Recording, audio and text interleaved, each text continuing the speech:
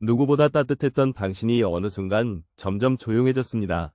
그저 배려했을 뿐인데 점점 무시당하고 점점 소외되고 결국 혼자 남겨졌습니다. 하지만 그건 당신이 틀려서가 아닙니다. 세상이 아직 당신의 착함을 감당할 준비가 되어 있지 않았을 뿐입니다. 첫 번째 이야기. 착한 사람의 배려가 오해받는 이유. 당신은 늘 먼저 다가갔습니다. 상대가 말하지 않아도 눈치를 보고 미묘한 기분의 결을 따라 움직이며 말하지 않아도 묻지 않아도 자꾸 마음이 앞섰습니다. 그걸 당신은 배려라 불렀습니다. 하지만 사람들은 당신의 그 배려를 점점 당연한 것으로 받아들이기 시작했습니다. 처음엔 고마워하다가 나중엔 익숙해지고 끝내는 없어지면 서운해하는 사람이 되었습니다. 왜일까요? 왜 당신의 따뜻함은 점점 가벼워지고 심지어 무시당하는 일이 생겨버렸을까요? 철학은 이 질문을 놓치지 않았습니다. 스토아 철학자들은 말합니다. 진짜 배려는 타인을 먼저 생각하는 마음이 아니라 자기 경계를 분명히 하는 데서부터 시작된다고. 배려와 배심은 서로 닿아 있지만 결코 같지 않습니다. 당신의 배려가 존중받지 못했던 이유는 그 배려가 자기 부정 위에 세워졌기 때문일지도 모릅니다. 아무 말도 하지 않고 거절하지 않고 모든 걸 허용하면서 조용히 사라지는 방식으로 다가갔기 때문에 그건 착한 것이 아니라 지워지는 방식이었습니다. 노자는 말했습니다. 자신을 아는 자가 밝고 자신을 이기는 자가 강하다. 당신은 너무 오래 타인을 먼저 아는 데 익숙해졌고 자기 안의 감정에는 귀 기울이지 않았던 건 아닐까요? 철학은 말합니다. 배려는 표현이 있어야 완성된다. 조용한 마음이 아니라 들리는 진심이 되어야 한다고. 진짜 배려는 자기를 희생하는 것이 아니라 자기를 존중하는 데서부터 출발합니다. 당신의 마음이 소중한 만큼 당신의 시간, 감정, 에너지도 소중합니다. 그러니 철학은 다시 묻습니다. 당신의 착함은 당신 스스로도 존중하고 있느냐고. 착하게 살아야 할 이유보다 존중받으며 살아야 할 권리를 더 깊이 사유하라. 두 번째 이야기. 말없이 배려하는 사람은 왜 더 쉽게 무시당할까? 당신은 불편하다는 말을 꺼내지 못합니다. 힘들다는 말을 삼킵니다. 조금만 더 참고 조금만 더 이해하면 사람들과의 관계가 괜찮아질 거라 믿습니다. 하지만 현실은 거꾸로 흐릅니다. 참을수록 더 많은 요구가 들어오고 침묵할수록 더 많은 기대가 쌓입니다. 왜일까요? 철학자들은 인간의 본능을 의심했습니다. 니체는 말합니다. 인간은 자기보다 약해 보이는 존재를 본능적으로 지배하려 든다. 배려를 말없이 감당할수록 사람들은 그것을 약함으로 착각합니다. 그 착각은 곧 이 사람은 아무리 해도 괜찮다는 판단으로 이어집니다. 당신의 조용한 배려는 당신을 투명하게 만들고 투명함은 곧 무시됨으로 전환됩니다. 스토아 철학은 감정의 외면이 아니라 표현의 절제가 필요하다고 말했습니다. 감정을 통제하는 것이 아니라 표현하지 않으면 안 되는 것을 제때 분명하게 드러내는 것. 당신이 무시당한 건 착해서가 아니라 자신을 표현하지 않았기 때문입니다. 배려는 말이 되어야 존중으로 돌아옵니다. 말하지 않는 배려는 오해로 남고 침묵하는 따뜻함은 쉽게 잊힙니다. 철학은 이렇게 말합니다. 내가 괜찮다고 말할수록 사람들은 내가 정말 괜찮다고 믿는다. 그리고 결국 당신을 돌보지 않게 된다. 그러니 착한 사람은 말을 배워야 합니다. 지금은 힘들어요. 이건 제가 감당하기 어려워요. 이런 문장이 당신을 약하게 만들지 않습니다. 오히려 그런 말이 당신의 존재를 분명하게 하고 타인의 감정도 바로 세웁니다. 철학은 말합니다. 존중받고 싶다면 먼저 들려야 한다. 배려란 사라지는 방식이 아니라 존재감을 밝히는 방식이어야 한다고. 그때 비로소 당신의 착함은 힘이 됩니다. 세 번째 이야기. 모두를 이해하려는 사람은 왜 자신을 잃는가? 당신은 갈등이 싫었습니다. 누군가의 불편한 표정만 봐도 마음이 먼저 움츠러들고 내가 뭘 잘못했는지부터 생각했습니다. 그래서 늘 이해하려 했습니다. 상대의 입장을 먼저 헤아리고 그가 왜 그럴 수밖에 없었는지를 스스로에게 설명해 줍니다. 하지만 이상하게 그럴수록 당신은 지쳐갔습니다. 이해는 계속되는데 이해받는 일은 없었습니다. 왜일까요? 철학은 여기서 자기소외라는 개념을 꺼냅니다. 아리스토텔레스는 인간을 로고스를 가진 존재라 했습니다. 그 말은 감정 이전에 생각하고 설명하며 자기 중심을 구성할 수 있어야 한다는 뜻입니다. 하지만 모든 관계에서 이해하는 쪽에 머물다 보면 자기 목소리는 점점 약해지고 결국 나는 관계 속에서 사라지기 시작합니다. 노자는 말합니다. 스스로를 소중히 여기는 자만이 타인을 온전히 품을 수 있다. 모두를 이해하느라 자신을 돌보지 못하는 사람은 결국 누구와도 진심으로 연결될 수 없습니다. 왜냐하면 그가 내미는 이해는 자기 중심이 빠진 공허한 환대이기 때문입니다. 당신은 그동안 좋은 사람이 되기 위해 나를 무릎 꿇게 했던 건 아닐까요? 철학은 말합니다. 이해는 나를 세운 후에야 진짜로 작동한다고. 자기를 잃은 이해는 이해가 아니라 수능이고 존중받지 못하는 친절일 뿐입니다. 그러니 철학은 권합니다. 먼저 당신의 입장을 분명히 하라. 당신의 감정을 정확히 알아차리고 그 감정을 타인과 나누는 연습을 하라고. 그럴 때 비로소 당신의 배려는 존중받기 시작합니다. 착한 사람에게 필요한 건 더 많은 인내가 아니라 더 정확한 표현입니다. 그 표현이 당신을 지키고 타인을 건강하게 만듭니다. 네 번째 이야기. 호의는 왜 자주 권리가 되는가? 당신은 선의로 시작했습니다. 한 번 도와줬고, 두 번 이해했고, 세 번 웃으며 넘겼습니다. 처음엔 그들도 고마워했지만 어느새 고마움은 사라지고 그 호의는 당연한 것이 되어버립니다. 그리고 당신이 한 번 거절했을 때 그들은 말합니다. 왜 그래? 예전엔 안 그랬잖아. 당신은 어리둥절합니다. 한 번의 친절이 어떻게 그들의 기대가 되었는지. 철학은 이 현상을 관성의 윤리라 부릅니다. 니체는 말했습니다. 사람은 스스로를 기준으로 삼지 않으면 항상 타인의 필요에 따라 움직인다. 당신의 호의가 반복될수록 사람들은 그 패턴을 신뢰하게 되고 그 신뢰는 곧 권리가 됩니다. 호의는 요청이 아니라 책임처럼 변해버립니다. 이때 필요한 것이 바로 중단의 용기입니다. 스토아 철학은 말합니다. 무엇을 계속할 것인가는 무엇을 멈출 것인가를 선택함으로써 명확해진다고. 당신이 계속해서 배려만 한다면 그 배려는 경계 없는 나눔이 되어 결국 나를 해칩니다. 노자는 말합니다. 그침을 아는 자가 위태로움을 피한다. 멈출 줄 아는 사람만이 무너지지 않는다는 뜻입니다. 당신의 호의가 누군가에게 기대가 되었다면 이제는 그 기대를 다시 관계의 자리로 되돌려야 할 때입니다. 철학은 말합니다. 호의란 나눔이지 헌신이 아니다. 그리고 그 나눔은 자기 존재가 선명할 때에야 비로소 아름다워진다고. 당신이 거절할 때 그들이 서운해했다면 그건 당신이 잘못한 게 아닙니다. 그들이 당신의 호의를 권리로 착각한 것입니다. 그러니 더 늦기 전에 표현하세요. 이건 내가 원할 때만 가능한 일이라고. 이건 나의 자발적 선택이라고. 그 표현이 당신을 보호하고 그들을 다시 깨어나게 만듭니다. 다섯 번째 이야기. 착한 사람이 가장 많이 듣는 말. 넌 참 좋은 사람인데. 당신은 이런 말을 들어본 적이 있을 겁니다. 넌 진짜 착한데, 사람은 참 괜찮은데, 왜 그렇게 힘들어 보여? 칭찬 같지만 어딘가 씁쓸한 말. 좋은 사람인데 왜 지쳐 보이는지, 괜찮은 사람인데 왜 늘 외로운지. 철학은 여기서 도덕적 필요라는 개념을 떠올립니다. 스토아 철학자들은 말합니다. 지혜롭지 않은 선의는 결국 자기 자신을 갉아먹는다. 즉, 기준 없는 착함은 언젠가 필요가 된다는 뜻입니다. 착한 사람은 자주 자기 역할에 충실합니다. 누군가의 기분을 맞추고 상대가 원하는 사람처럼 행동합니다. 그래서 호감은 얻습니다. 하지만 문제는 그 호감이 존중으로 이어지지 않는다는 데 있습니다. 왜냐하면 그 착함 속에 자기 의도가 없기 때문입니다. 노자는 말합니다. 물은 낮은 곳으로 흐르지만 그 모든 생명을 살린다. 그 말은 겸손하고 유연하되 방향은 스스로 정해야 한다는 뜻입니다.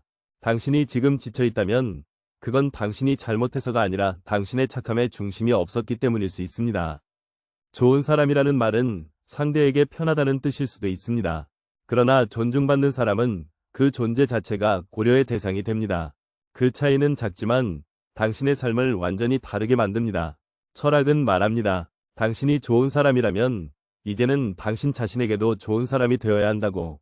착함이 타인을 위한 연기가 아니라 나의 깊은 결단이 되었을 때 비로소 그 착함은 존중받기 시작합니다. 당신은 착한 사람이 아닙니다. 당신은 존재감 있는 사람입니다. 그 사실을 당신 자신부터 잊지 마세요. 여섯 번째 이야기. 진짜 배려는 왜 불편함을 감수하는가? 당신은 아마 이렇게 생각했을 겁니다. 좋은 배려는 조용해야 하고 상대가 모르게 다가가야 하며 내 감정을 억누르는 게 미덕이라고. 그래서 불편함을 피하려고 노력합니다. 갈등을 피하고 오해를 줄이고 말보다 눈치로 관계를 조율합니다. 하지만 어느 순간 그 모든 배려가 무의미하게 느껴집니다. 왜냐하면 정작 중요한 순간 당신의 진심은 전달되지 않기 때문입니다. 스토아 철학은 말합니다. 진실한 관계는 불편함을 두려워하지 않는다. 불편함을 피하려는 태도는 결국 관계의 깊이를 제한한다는 뜻입니다. 착한 사람은 자주 불편함 앞에서 침묵합니다. 하지만 그 침묵이 반복될수록 진심은 점점 왜곡되고 결국 오해만이 남게 됩니다. 철학자들은 배려를 의식의 교환이라 불렀습니다. 상대가 어떻게 느낄지를 상상하는 것만이 아니라 내가 진짜로 무엇을 느끼는지를 분명하게 전달하는 것. 그래서 진짜 배려는 때로는 솔직한 말 한마디로 시작됩니다. 이 말이 불편하게 들릴 수도 있지만 나는 지금 이렇게 느껴요. 그 말 한마디가 당신의 관계를 살리고 당신을 존중받게 합니다. 니체는 말했습니다. 너의 진실이 불편하다고 해서 그것을 감추지 마라. 그 말은 배려라는 이름으로 자신을 숨기지 말라는 뜻입니다. 노자도 말합니다. 과하게 부드러우면 스스로를 잃는다. 당신의 온기가 당신을 무너뜨리는 방식으로 흐르면 그건 더 이상 따뜻함이 아닙니다. 철학은 말합니다. 배려는 침묵이 아니라 진심이 갈 수 있도록 길을 열어주는 행위라고. 그러니 불편함을 감수하되 그 속에서 나를 드러내세요. 그렇게 할 때 당신의 배려는 비로소 존중이라는 이름으로 되돌아옵니다. 7번째 이야기. 내가 해줄게가 관계를 망치는 순간. 당신은 자주 말합니다. 괜찮아, 내가 할게. 이건 내가 감당할 수 있어. 그 사람 힘들까봐 그냥 넘겼어. 처음엔 사랑해서, 이해해서, 그리고 배려해서 시작된 말이었을 겁니다. 하지만 반복될수록 이 말은 이상한 무게로 돌아옵니다. 상대는 점점 무언가를 요청하기보다 기대하기 시작합니다. 그리고 그 기대는 곧 당연함으로 굳어집니다. 왜일까요? 철학은 이 대목에서 의도와 결과의 어긋남을 이야기합니다. 스토아 철학자들은 말합니다. 선한 의도가 항상 선한 결과를 보장하지는 않는다. 당신의 착한 마음이 오히려 상대의 책임을 빼앗고 그 사람의 성장을 가로막을 수도 있다는 뜻입니다. 내가 해줄게라는 말은 관계를 편하게 만들지만 동시에 힘의 균형을 무너뜨립니다. 당신만 감당하고 당신만 이해하고 당신만 애쓰게 되면 관계는 더 이상 둘이 아니라 한 사람의 노동으로만 유지되기 시작합니다. 니체는 말했습니다. 사랑은 지배가 아니라 힘의 균형이다.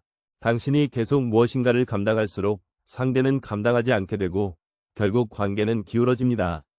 노자는 더 간명하게 말합니다. 제자리로 돌아가야 강해진다. 당신은 당신의 자리를 지켜야 합니다. 누군가를 위하는 마음이라면 그 마음이 건강하게 자라려면 당신도 그 사람과 같은 무게에 있어야 합니다. 이건 네가 해야 할 일이야. 나는 여기까지만 도와줄게. 이번에는 너의 몫이야. 이런 말들이 차가워 보일지 몰라도 그 말이 있어야 당신의 따뜻함이 무너지지 않습니다. 철학은 말합니다. 진짜 배려는 상대가 자기를 책임질 수 있도록 경계를 만들어주는 것이다. 그리고 그 경계가 있어야 사람은 사람답게 연결될 수 있다고. 그러니 이제는 모든 걸 대신 감당하지 마세요. 당신의 자리를 지킬 수 있을 때 비로소 관계는 단단해집니다. 8번째 이야기. 자기를 존중하지 않으면 누구도 당신을 존중하지 않는다. 어느 순간부터 당신은 관계에서 작아지는 법을 배웠습니다. 불편한 말을 삼키는 법, 불만을 눈웃음으로 덮는 법, 속상해도 괜찮은 척하는 법. 그게 성숙이고 어른스러움이라 믿었습니다. 그렇게 하면 모두가 편해질 줄 알았습니다. 하지만 철학은 정반대를 이야기합니다. 스토아 철학자들은 말합니다. 자기를 돌보지 않는 사람은 결국 타인에게도 돌봄을 요구하게 된다. 자기 존중이 없는 배려는 언젠가 타인에게 돌려받고 싶은 기대가 됩니다. 그리고 그 기대는 채워지지 않을 때 상처가 되고 분노가 됩니다. 노자는 더 단호하게 말합니다. 자신을 무겁게 여겨야 세상이 가볍게 다루지 않는다. 당신이 스스로를 소중히 여기지 않으면 아무도 당신의 선함을 소중히 여기지 않습니다. 자기 존중이란 당당한 말투나 강한 태도를 말하는 게 아닙니다. 나도 존중받을 가치가 있다는 내면의 믿음입니다. 그 믿음이 있을 때 당신의 말은 짧아도 힘이 있고 당신의 침묵은 무게를 가집니다. 니체는 말했습니다. 너의 가치는 너의 태도에서 결정된다. 당신이 어떻게 서 있는지가 타인이 당신을 대하는 방식을 결정합니다. 그러니 철학은 권합니다. 당신의 시간, 감정, 에너지를 가볍게 내어주지 마세요. 사람들이 무례하게 굴 때 그들의 태도를 바꾸는 가장 강력한 방법은 당신이 자기 자신을 어떻게 대하느냐입니다. 지금부터는 먼저 스스로를 존중하세요. 그래야 당신의 배려가 당연한 게 아니라 감사한 것이 됩니다. 그리고 그때 비로소 사람들은 당신을 편한 사람이 아니라 존재감 있는 사람으로 기억하게 됩니다. 9번째 이야기. 관계를 지키려다 나를 잃지 말라. 사람들은 말합니다. 좋은 관계 하나가 인생을 바꾼다. 그래서 우리는 관계를 잃지 않기 위해 자신을 줄이고 눌러가며 견뎌냅니다. 하지만 철학은 묻습니다. 그렇게까지 지켜야 하는 관계라면 그건 정말 관계인가요? 스토아 철학자들은 말합니다. 마음의 평정은 외부의 불안과 거래하지 않는다. 당신이 평화를 유지하기 위해 계속 자신을 조절하고 억누르고 있다면 그건 이미 한쪽만 감당하는 구조일 수 있습니다.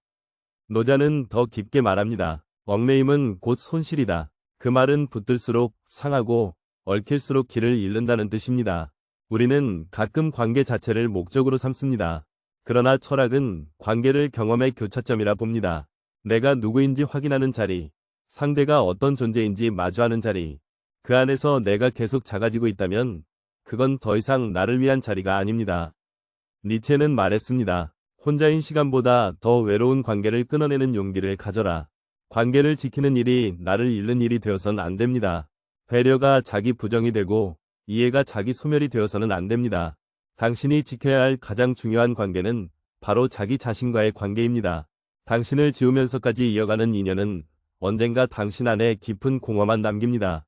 그러니 철학은 말합니다. 관계를 유지하려 애쓰기보단 나를 지키는 방식으로 관계하라고. 그렇게 살아갈 때 진짜로 연결되는 사람들이 당신 곁에 남게 됩니다. 마지막 10번째 이야기. 존중받는 착함은 무엇이 다른가?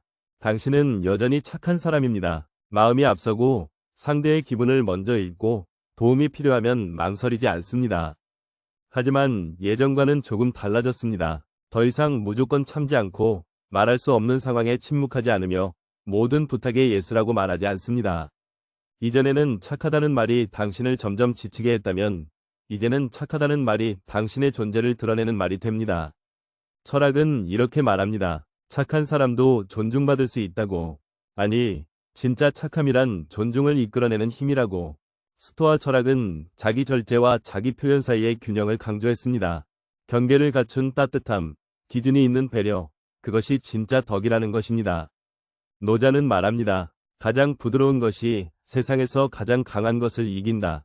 그 부드러움은 흔들리는 물 같은 마음이 아니라 자기 중심에서 흘러나오는 온기입니다. 니체는 말합니다. 너는 누구도 닮지 말고 내가 되어라. 그 말은 타인의 기대에 맞추는 착함이 아니라 스스로를 다듬어 세상에 내보이는 선함을 말합니다. 당신이 바꿔야 할 건 당신의 착함이 아니라 그 착함을 표현하는 방식입니다. 이제부터는 당신의 시간을 아끼고 당신의 감정을 인정하고 당신의 선택을 존중하세요.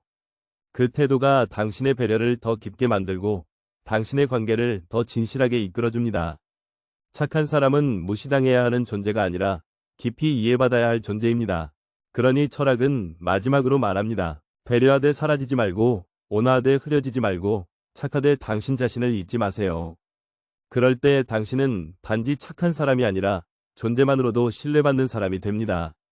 당신의 착함이 더는 상처받지 않고 존중으로 돌아오는 날이 오기를 바랍니다.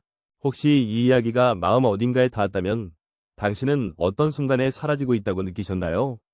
댓글로 당신의 이야기를 나눠주세요. 그 용기 있는 나눔들이 우리 모두의 생각을 조금 더 단단하게 만들어줄 것입니다. 함께 들어주셔서 고맙습니다.